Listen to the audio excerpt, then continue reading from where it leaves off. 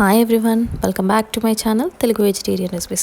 ఈరోజు ఈ వీడియోలో మనం తోటకూర కర్రీ ఎలా చేయాలో చూద్దాం. ఇది ఒక డైట్ రెసిపీ.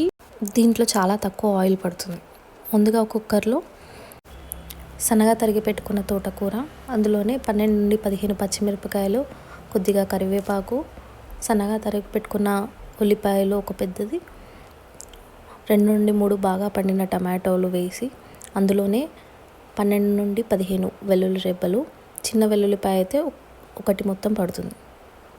దాంట్లోనే 1 స్పూన్ పసుపు, 1 స్పూన్ జీలకర్ర, తర్వాత 2 నుండి 3 రెమ్మల చింతపండు కూడా వేసుకోండి. కారం ఇక్కడ పచ్చిమిర్చీలు మాత్రమే వాడతాము, మీ కారాన్ని తగినట్టు అడ్జస్ట్ చేసుకోండి. దీంట్లో 1 టేబుల్ స్పూన్ ఆయిల్ కూడా వేయండి. తర్వాత కుక్కర్ క్లోజ్ చేసి 5 నుండి 6 విజిల్స్ వచ్చే వరకు బాగా ఉడికించుకోండి. దీనివల్ల తోటకూరలోని చేదు కూడా పోతుంది. ప్రెషర్ రిలీజ్ అయ్యాక ఒక పప్పు గుత్తి తీసుకొని ఉప్పు కూడా వేసుకొని బాగా మెదుపుకోండి.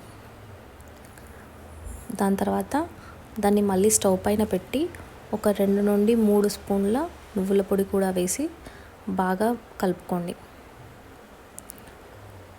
ఒక 2 నిమిషాల పాటు ఉంచి దించేస్తే ఎంతో రుచికరంగా ఉండే తోటకూర కర్రీ రెడీ. ఈ కర్రీ చపాతీలోకి, అన్నంలోకి చాలా టేస్టీగా ఉంటుంది. Thank you for watching.